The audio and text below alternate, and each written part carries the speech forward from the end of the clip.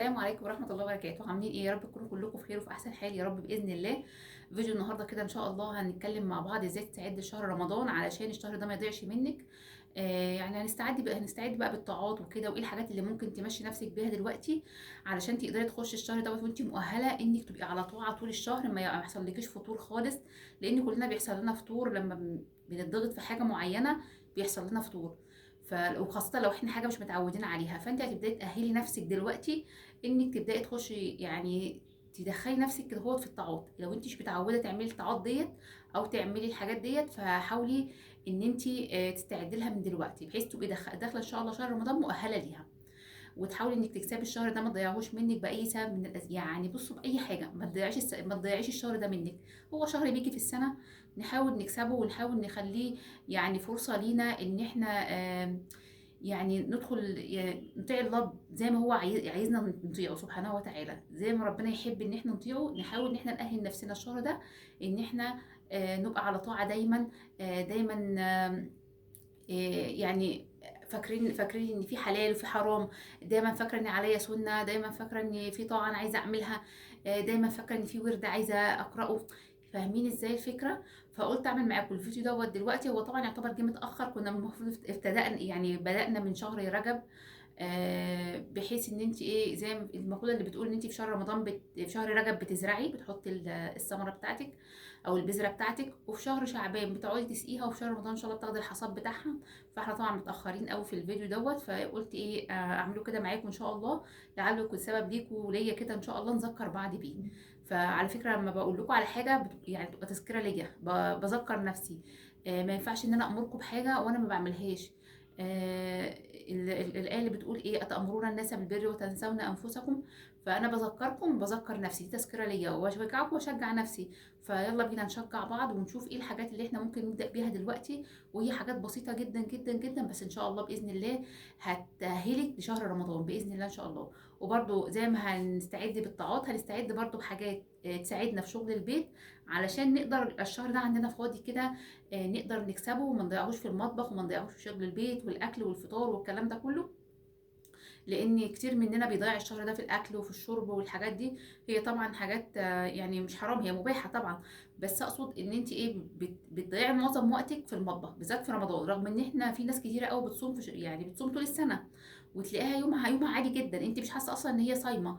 بتلاقيها عاديه جدا زيك، يومها عادي عادي زيك، واكلها يمكن اقل منك كمان، بتعمل اكل او وصفات مثلا قليله، ما بتعملش بقى اللي احنا بنعمله في رمضان. او غالبيتنا يعني بيعملوا في رمضان. فبتلاقيها عادي جدا. فاحنا عايزين نبقى ايه، نبقى كده، ما نبقاش شهر رمضان ده هو شهر الاكل والشرب زي ما ناس كتير واخده الفكره دي عنه. فانا برضه هعمل معاكم فيديو ان شاء الله نستعد بيه باكلات كده بسيطه، وحاجات بسيطه في الفريزر، تساعدنا برضه ايه على الشهر ده ان شاء الله، على الطاعه في الشهر ده. فمش عارفه بقى الفيديو ده هينزل قبل ده ولا ده قبل ده. فيلا بينا بقى نسمي الله ونشوف ايه ممكن نبدا دلوقتي نعمله. ولو انت خاصه مش بتعملي الحاجات ديت، يعني لو انت مش بتعملي الحاجات دي، ابداي من دلوقتي، اهلي نفسك ان انت تعمليها. وامشي ايه، بصوا زي الطفل اللي لسه بيتعلم المشي. لما يكون عندك طفل لسه مثلا بتعلميه المشي والقعاد وكده، لسه نون صغنن عنده 6 شهور او سنه، بتبداي تعلميه الحاجات دي، بتبداي معاه مره واحده ولا بتاخديه واحده واحده؟ لا، بتاخديه واحده واحده. فهنبدا نطلع السلم، حتى لو عايزه تطلعي السلم بتطلعيه برده واحده واحده. فهنبدا نطلع السلم درجه درجه لغايه ما ان شاء الله يجي شهر رمضان تلاقي نفسك ان شاء الله باذن الله، يعني عندك قوه كده وعندك طاقه وعندك حماس، ما يبقاش عندك فتور. لان ناس كتيره قوي لما بتدخل بقلب جامد قوي كده وتدخل مره واحده في شهر رمضان، بتبصوا تلاقوها على ايه، على نص رمضان كده او اول 10 ايام من رمضان، تبصوا تلاقوها خلاص حصل لها فطور. ليه حصل لها الفطور ده؟ لانها دخلت يعني بقوه، بكل اللي عندها دخلت بيه، دخلت بعزم قوي قوي قوي قوي. هو حلو ان انت تدخلي بعزم وتدخلي بقوه، بس خاصه لو انت مش متعوده على الكلام دوت وعلى الطاعات دي، فبلاش تخشي بصدرك قوي كده، هو زي ما بيقولوا، يعني بلاش تخش بقوة كده، لا يعني واحدة واحدة، امشي واحدة واحدة علشان تستمري. لكن لو دخلتي مرة واحدة بقوتك كلها وكل عزيمتك، هتبصي تلاقي نفسك زي ما قلنا على نص الشهر او 20 يوم من الشهر بالكتير قوي، وتلاقي نفسك وقعتي. فلا قدر الله مش عايزين يحصل كده معانا، عايزين كلنا كده ان شاء الله نكمل الشهر على خير. والشهر ده على فكرة مش عايزينه يبقى شهر واحد، يعني الطاعات دي مش عايزينها تبقى شهر واحد بس في السنة، عايزين نبقى طول السنة احنا كده، احنا ده حالنا، ده حالنا مع ربنا. لان فعلا المكسب الحقيقي اللي بتطلعي منه من شهر رمضان انك بتستمري على الطاعات اللي انت كنت بتعمليها في شهر رمضان. هو مش شهر في السنه وخلاص وخلصت، لا، هو الشهر ده بتبقى الحسنات فيه متضاعفه، وبيبقى سبحان الله في بركه، وفي بصوا بتحسي كده في قبول في كل حاجه، بتحسي ان انت كده مؤهله تعملي اي حاجه، وبيبقى عندك طاقه سبحان الله ربنا مديها لك، وعزيمه سبحان الله بتبقى رزق من عند ربنا سبحانه وتعالى. فعايزين نبقى ده حالنا طول السنه. طب هيبقى حالنا طول السنه ازاي؟ لازم ايه؟ نمشي واحده واحده. فيلا بينا بقى نسمي الله ونبدا. هنبدا مثلا لو انت هنبدا بالسنن. لو انت مثلا بتصلي الخمس فروض بتوعك ومش بتصلي السنن بتاعتهم، لا، لازم تصلي ايه؟ لازم تحاولي كده تخلي فيه سنن. يعني مثلا عندك كم ركعه سنه في اليوم؟ عندك 12 ركعه، غير الفروض الخمس اللي احنا بنصليها، اللي هي الفجر والظهر والعصر والمغرب والعشاء. دول ايه؟ دول اساسي، دول فرض. هنيجي عند السنه، عندك 12 ركعه، عندك اتنين مثلا قبل الظهر واربعه بعد الظهر. في ناس بتصليهم 8، 4 و4، 4 قبل و4 بعد. بس الثابت ان انت بتصلي 2 و4، يعني ست ركعات، 6 ركعات سنة، مع صلاة الظهر. طيب المغرب، وفي ركعتين للفجر نسيناهم في ركعتين للفجر اللي هو بداية اليوم طبعا، بس دول بيبقوا قبل الفجر، دول أساسي بيبقوا قبل الفجر، ركعتين السنة دول بيبقوا قبل الفجر. وبعد كده بتصلي إيه؟ صلاة الفجر. وعندك قلنا ستة للظهر، يبقى كده كام؟ يبقى كده 8. عندك ركعتين سنة برضو للمغرب، يبقى كده كام؟ 10. عندك ركعتين للعشاء، يبقى كده ايه؟ 12. طبعا العشاء فيه 2 سنة، في شفع والوتر، دول 3، 2 شفع وواحدة وتر، اللي بتختمي بيها اليوم بتاعك. لو انت بقى ايه؟ لو انت بتقيمي الليل بالليل، لو انت بقى بتصحي بالليل يعني بتقيمي الليل آه، في الثلث الاخير يعني، فهتخلي ركعه الوتر ديت ان انت توتري بيها في الاخر، تختمي بيها ايه؟ اليوم بتاعك او الصلاه بتاعتك. لكن لو انت مثلا مش بتقومي بالليل تقيمي الليل، فخلاص هتخليها ايه؟ بعد الشفع، بعد العشاء، يبقى الشفع والوتر، وايه، وتختمي ايه؟ الصلاه بتاعتك. فكده عندنا 12 ركعه سنه، حافظي عليهم. لو بدأتي بيهم كده ان شاء الله بإذن الله، حتى لو ما كنتيش بتعمليهم قبل كده، ابدأي بيهم دلوقتي. ابدأي واحدة واحدة، حتى هاتي سنة مثلا الظهر مثلا، وبعد كده يوم تاني هاتي سنة المغرب، ويوم تاني هاتي سنة العشاء. مرني نفسك عليهم، عودي نفسك. ابدأي واحدة واحدة. لو انت مش متعودة عليهم ما تاخدهمش كلهم مرة واحدة. ابدأي ايه؟ يعني حاجة في حاجة، حاجة في حاجة. زي لما بتيجي تحوشي كده، هو بتحوشي مرة واحدة، بتاخدي مثلا 2000 جنيه تحوشيها مرة واحدة، ولا بتبدأي تحوشي 10 في 5 في 20 كده؟ يعني انتوا مشوها كده، افتكروها بكده. طيب عندنا ايه تاني ممكن نعمله برضو؟ عندنا صلاة الضحى. ديت بتبقى زكاة عن جسمك كله. لما بتصليها، حتى بصوا هي ركعتين او 2 او 4 او 6 او 8، فليكي ان تصلي اي حاجة منهم. يعني انت مثلا متعودة، مثلا ما بتصلي، لو انت مش متعودة تصليها ابدأ بركعتين. لو انت متعودة بتصليها الحمد لله، بس بتصليها مثلا ركعتين، خليهم 4. لو انت متعودة مثلا بتصليهم 4، خليهم 6، وهكذا. حاولي تزدادي في الطاعات. اللي مش بيصليهم خالص يبدأ بقى ايه؟ يصلي ركعتين. لو ربنا فتح عليه ولغاية رمضان، مثلا من دلوقتي لغاية رمضان ربنا فتح عليه وتعود ان هو يصلي ال8 او يصلي 6 او يصلي 4، يبقى خير وبركة ليه، يبقى هو كده عمل انجاز. يعني عمل حاجة ما شاء الله. طالما حاجة انت مش متعودة عليها وبدأتي تعمليها، طبعا بيبقى اجرك فيها ان شاء الله بإذن الله مضاعف بإذن الله. فقلنا ايه؟ قلنا صلاة، قلنا السنن بتاعت الفرائض بتاعت الفروض، وقلنا صلاة الضحى. لو انت بقى مش متعودة، بص هو ده ايه؟ يعني شهر القرآن، هو اسمه شهر القرآن سبحان الله. لو انت مش متعودة بقى تمسكي المصحف ولا بتقرأي فيه خالص، لا، حاولي ان انت بقى من دلوقتي ابداي كده ايه؟ كل يوم خدي لك وجه. مش هقول لك مع كل صلاة خدي لك وجه، لا يا ستي، كل يوم خدي لك وجه، لغايه ما تبداي ان انت يعني تحسي نفسك ان انت خلاص بقيتي بتحبي تمسكي المصحف كل يوم، ما فيش يوم بتفوتيه. ابداي بقى ايه؟ خلي مثلا بعد كل فرض بتصليه اقعدي كده اهو، بعد ما تقولي اذكار الصلاه، هنرجع لها برضو ديت، تحطي مثلا ايه؟ وجه واحد تقرايه. يبقى مثلا هتقراي مثلا 5 وجوه او 5 صفحات. الوجه اللي هو يعني الصفحه، هتقراي مثلا 5 صفحات على مدار اليوم. لان مثلا عندك 5 فروض اللي هي الفجر والظهر والعصر والمغرب والعشاء، فهتبص تلاقي نفسك كل فرد من ده اخدت وراه صفحه او وجه، هتبص تلاقي نفسك بقى معاكي 5 صفحات على مدار اليوم. فانت كده بتبداي ايه؟ تستعدي عبال ما يجي شهر رمضان ان شاء الله، هتلاقي نفسك بتضاعفي القراءه بتاعتك وبتضاعفي الصفحات اللي انت بتقرايها. ممكن تلاقي نفسك في اليوم بتجيبي جزء. طب لو انت مثلا اصلا متعوده انك بتقراي، بس بتقراي بقى ايه؟ يعني كل فين وكده، كل فين وفين كده لما بتبداي بتمسكي المصحف. في ناس مثلا ايه؟ تمسكه كل يومين 3، كل اسبوع، وعلى فكره كلنا بيحصل معانا الكلام دوت، انا مش بقول لكم يعني ان انا ما شاء الله عليا، لا يعني انا برضو زيكم بيحصل معايا الكلام ده، ممكن اقعد كذا يوم برضو ما امسكوش، ربنا يغفر لنا ويسامحنا جميعا. فاحنا لازم نعود نفسنا ان احنا اول ما نفتح عينينا من النوم كده هوت نمسك المصحف، هو اول حاجه في حياتنا، هو اول حاجه يعني نستفتح بها يومنا. تخيل لما تستفتحي يومك كده هو بكلام ربنا سبحانه وتعالى، وتشوفي ربنا بيقول لك ايه، وربنا بينده عليكي، ربنا بينده عليكي في القران. ربنا بينده علينا كلنا، في نداء عام للناس كلها، وفي نداء خاص للمؤمنين اللي هو احنا ربنا جعلنا منهم يا رب ان شاء الله. فربنا بينده عليكي بيقول لك يا ايها الذين امنوا، فامسك اشوف ربنا بينده لي بيقول لي ايه هنا، ربنا عايز يخاطبني بيقول لي ايه، عايز يديني امر او يديني نهي. فلما انا امسك المصحف يعني كل يوم اعود نفسي ان انا امسكه كل يوم واستفتح بيومي. اول ما افتح عيني كده هو قبل ما اخش المطبخ بقى وقبل ما امسك اي حاجه، اروح ماسكه كده اقرا الصفحه بتاعتي او الوجه بتاعي. وقلنا لو انت متعوده اصلا بتقراي كده زودي، اقراي مثلا الجزء بتاعك او الحزب بتاعك، الحزب ده اللي هو يعني نص الجزء. فحاولي بقى تزودي، لو انت مثلا متعوده بتقراي زودي، لو انت متعوده تجيبي جزء خليهم يبقوا جزئين على مدار شهر رمضان ان شاء الله ما يجي. على اول ما يجي شهر رمضان تلاقي نفسك انت ما شاء الله بتقراي جزئين، فهتلاقي نفسك بتختمي في اليوم في الشهر مرتين. لو انت متعوده تجيبي جزئين في اليوم يبقى في الشهر ان شاء الله تختمي مرتين.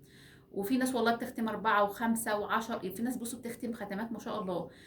بس طبعا بيختموا بقى بسرعه، فمبيبقاش فيه اللي هو التمعن في الايات بقى، ان انت يعني تقعدي تركزي في الايات. بس طبعا هتقراي مثلا بالاحكام بتاعتك، التجويد بقى وما تجيبيش ولا لحن وجلي، ولا توقعي الحركات بتاعت او التشكيل يعني بتاع الكلمات بتاع الايات. فنحاول ان احنا نمسك حاجه زي كده. يبقى قلنا كده 3 حاجات، قلنا صلاه الضحى تحاولي لو انت مش بتصليها تصليها، او لو انت بتصليها تحاولي تزودي الركعات اللي بتصليها، والسنن بتاعت الفرائض او بتاعت فروض الصلاه يعني، والقران. طب لو انت بقى بتصلي وكده والحمد لله ربنا ميسر لك الحال وبتصلي وكل حاجه، بس ما بتقوليش الاذكار بتاعت الصلاه اللي هي بتختمي بيها صلاتك يعني، بعد ما بنخلص الصلاه ونقول السلام عليكم ورحمه الله وبركاته، بنقعد كده على السجاده بتاعتنا وبنقول الاذكار دي يا رباب غير اذكار الصباح والمساء. دي غير اذكار الصباح والمساء، اذكار الصباح حاجه واذكار المساء حاجه واذكار ختم الصلاه حاجه تانية. فانت بتختمي صلاتك بالاذكار ديت، ان هي بصوا تقعدوا بقى بتقولي يعني بعد ما تقولي السلام عليكم بتقولي على السجاده تقولي استغفر الله 3 مرات، اللهم انت السلام ومنك السلام 3 مرات. وتبداي تقولي مثلا ايه الكرسي اللي هي الله لا اله الا هو الحي القيوم، اللي هي في سوره البقره، كلنا طبعا عارفينها ان شاء الله. بتقرايها بتقرايها مره، بتقراي مثلا كل سوره الاخلاص والفلق والناس بتقرايهم كل واحده مره او 3 مرات، على حسب بقى في كده في روايه كده وفي روايه كده. ف انت بتقرايها يعني تقراي مثلا قل هو الله احد 3 مرات او مره، قل اعوذ برب الناس مره او 3. بتقراي خليكي مره يعني اقرايها مره طالما انت مش متعوده، يبقى اقراي قل هو الله احد مره، قل اعوذ برب الناس مره، قل اعوذ برب الفلق مره. مع قلنا مره واحده تانية الله لا اله الا هو اللي هو ايه الكرسي. فتقرأيهم وتختمي بهم الصلاة بتاعتك، وتقولي بقى اللهم اعني على ذكرك وشكرك وحسن عبادتك 3 مرات. تقولي الله لا اله الا هو الحي القيوم. يعني بصوا يعني حاجات اذكار هتلاقيها انت اصلا لو انت عندك الامساكيات اللي هي بتبقى عندنا كلنا في البيوت ديت، او لو دخلتي على جوجل وكتبت ايه هي اذكار الصلاه هيقول لك اذكار الصلاه فحاولي ان انت تقولي اذكار الصلاه اللي هي بتختمي بيها صلاتك بعد ما بتقعدي على السجاده. ما تحاوليش اول ما تسلمي من يوم ما تقولي السلام عليكم تروحي قايمه جاريه، لا ما تجريش من على الصلاه. حتى لو بصي لو انت حاطه مثلا رز على البوتاجاز او حاطه اكل مثلا على البوتاجاز، اقفلي عليه وانت رايحه تصلي، علشان دماغك وعقلك ما يبقاش مشغول بالحاجه اللي انت ركناها على البوتاجاز. وهتلاقي نفسك عايزه عايزه تنجزي وعايزه تخلصي، ولما صدقتي خلصت الصلاه فتقومي طايره على طول هتجري على المطبخ. ده حالنا كلنا على فكره، كل الستات بيعملوا كده. بصي تلاقيها تقول لك انا هولع على الرز كده او هولع مثلا على الاكل ده لغايه اما اروح اصلي الظهر مثلا، وبصي تلاقي اصلا دماغها مشغوله بالحاجه اللي هي عاملاها على البوتاجاز. طب انت كده بقى ما ركزتيش في الصلاه بتاعتك. فحاولي قبل ما تروحي الصلاه بصوا دربوا نفسكم، وانا كنت كده برضه زيكم. فحاولوا دربوا نفسكم ان انتوا اما داخلين تصلوا يعني ما تسيبوش حاجه على البوتاجاز، علشان دماغكم ما تنشغلش بالحاجه اللي على البوتاجاز، وعلشان تقعدي بقى كده يعني تصلي صلاتك مرتاحه وبخشوع وتركزي فيها. اهم حاجه الخشوع في الصلاه طبعا. وتقعدي بعد ما تصلي ان انت تقولي ايه الاذكار بتاعتك بتاعت ايه ختم الصلاه. نفسي ايه، نفسي استمر عليها. عايزه اقول لكم ان انا ايه ساعات بنساها بصراحه، انا زيكم والله، ويمكن انتوا احسن مني كمان. فساعات بنساها كده اهوت، فابقى ايه اقعد اذكر نفسي، على الله افتكرها، على الله افتكرها واقولها، او ما بقاش مستعجله مثلا وامشي واقوم من على الصلاه، من على السجاده يعني، واقوم على طول بعد الصلاه. فربنا يذكرنا بيها جميعا، طالما انت ناويه خير ان شاء الله ربنا يعينك ويقويكي ويفتح لك ابواب كتير ان شاء الله. طيب قلنا كده كذا حاجه، هنيجي بقى ايه على الصدقه. مثلا لو انت مثلا مش متعوده تطلعي صدقات، لا ابدأي من دلوقتي. حتى بصي لو ب5 جنيه، مش هقول لك مبلغ بقى كبير، لا حتى لو ب5 جنيه تصدقي بيها. طب انت هتقولي لي انا هعمل ايه ب5 جنيه دي يا رب؟ هتصدق بيها على مين، ولا هديها لمين، ولا هجيب بيها ايه؟ بصي يا ستي، بصي يا ستي الكل، ممكن تعملي ايه؟ ممكن تجيبي مثلا حصاله كده زي ما احنا متعودين مع بعض، اللي هي علبه الكنز دي مثلا، او اي حصاله عندك في البيت، وتروحي كل ما تحبي تتصدقي، مثلا النهارده تتصدقي مثلا بجنيه او ب5 جنيه، تروحي حاطاه في الحصاله دي. بكره تصدقي مثلا ب10 جنيه، ربنا فتح عليك وتصدقي ب10 جنيه، تروحي حاطاه في الحصاله دي. هتبصي تلاقي بعد مثلا 20 يوم، بعد شهر، بعد يعني بعد مده كده معينه او اسبوعين، تبداي تلاقي ايه مبلغ كده معاكي في الحصاله، تبداي انت يا اما تديه لحد كده هو على بعضه، يعني تلم المبلغ ده زي ما يطلع، طلع مثلا 100 جنيه، طلع 50 جنيه، طلع 70 جنيه، لميهم كده واديهم لاي حد انت عارفه فعلا ان هو محتاج، مش اي حد في الشارع تقابليه وتلاقيه كده غلبان تروحي مدياله. لا، عايزه اقول لكم فيهم ناس اصلا مش محتاجه، بيبقوا يعني مستواهم المادي احسن مننا، بس هم ربنا يهديهم، يعني طمع في الدنيا، فربنا يهديهم ويصلح حالهم. وبتبقى في ناس محتاجه جدا. فخدوا بالكم دايما، الناس اللي بتبقى محتاجه ما بتمشيش في الشارع تسال الناس. بصي يقول لك في الايه ايه، لا يسالون الناس الحافه. الناس فعلا الفقراء اللي بيبقوا محتاجين بتلاقوهم فعلا عندهم عفة نفس، يعني ما شاء الله. ما تلاقيهمش يسألوا الناس. الآية نفسها بتقول لك ايه، لا يسألون الناس إلحافا. فسبحان الله. فانت تبقي عارفه حد كده حتى لو من جيرانك، تروحي ايه يا جايبه له مثلا دي مثلا 2 كيلو مثلا مكرونه او 2 كيلو رز وتديهم له، يا اما مثلا تديهم له كده فلوس وهو يتصرف ويجيب اللي هو نفسه فيه. يا اما مثلا تجيبي لها نص كيلو بانيه. بصوا اي حاجه اللي تعرفي تجيبوا لها هاتوه لها. اي حد من جيرانك مثلا غلبان، اي حد في الشارع انت عارفاه غلبان، اي حد في عيلتك غلبان، يعني من الفقراء، يعني بلاش كلمه غلبان دي، من الفقراء او المساكين. فاعملي كده اهوت، فدربي نفسك على ايه، على الصدقات، ان انت تطلعي صدقات. فبصي تلاقي نفسك على شهر رمضان ما يجي باذن الله ان شاء الله، هتلاقي نفسك انت اصلا متعوده على الكلام ده كله، بس انت ايه بتحسني بقى من نفسك، بتزودي في الطاعات اللي انت اصلا متعوده بتعمليها، بتلاقي نفسك ربنا بيديكي طاقه كده وبيديكي بركه في وقتك وفي صحتك، ان انت بتزودي في الطاعات ديت. فلما تيجي تخشي رمضان وتبداي بقى تشتغلي في الطاعات ديت كده وتشتغلي على نفسك، هتبصي تلاقي نفسك ما عندكيش فطور، انت اصلا متعوده على كل الطاعات دي. لكن لو انت مش متعوده عليها ودخلت بقلب جامد كده هوت عليها، معلش سامحيني ممكن يحصل لك فتور، وبتحصل مع ناس كتيره قوي. فحاولي ان انت تاهلي نفسك من دلوقتي. وشهر رمضان وشهر شعبان ده ما شاء الله، يعني اللهم بارك عليه. ونسينا اهم حاجه اللي هي الصيام، عودي نفسك على الصيام في شهر شعبان.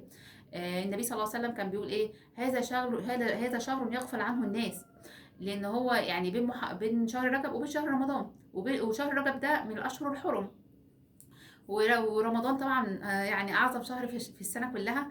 فسبحان الله، فهو بيبقى ايه ناس كتير بتغفل عنه في الطاعات وكده، وفي الصيام، وفي الصدقات، في كل حاجه الناس بتغفل عنه. فاحنا نحاول نبقى شهر شعبان ده لا ما نغفلش عنه، ونعمل بنصيحه النبي صلى الله عليه وسلم، ونحاول نستغله، ونحاول ان احنا نأهل نفسنا فيه. لو انت مش متعوده تصومي، حاولي ابدأي كده هو، نشجع بعض كده هو. ابدأي يوم اثنين، يوم خميس، واللي يصوم كده يكتب لنا في الكومنتات هو صام، هو عمل مثلا صدقة، هو عمل طاعة ايه. لو هو مش عايز يقول وعايز يخليها بينه وبين ربنا، فخلاص ربنا تقبل مننا ومنكم يا رب ان شاء الله. ونحاول ان احنا ايه نشجع بعض وناخد بايد بعض. لو انتوا عايزين تبعتوا لي على الخاص وتقولوا لي عملتوا كذا او كذا او كذا، ماشي انا هستقبل رسالتكم. بس ويا رب ان شاء الله تكونوا استفدتوا من الفيديو وفعلا طلعتوا منه حتى لو بمعلومة صغيرة جدا جدا جدا جدا. وربنا يجعله في ميزان حسناتكم وحسناتنا يا رب جميعا. ودايما كده مع بعض، ودايما نعين بعض على الطاعات، وربنا يتقبل منا ومنكم يا رب صالح الاعمال، ويبلغنا شهر رمضان يا رب العالمين. بس واشوفكم على خير بقى في فيديو جديد، ومع الف سلامه يا حبايب قلبي.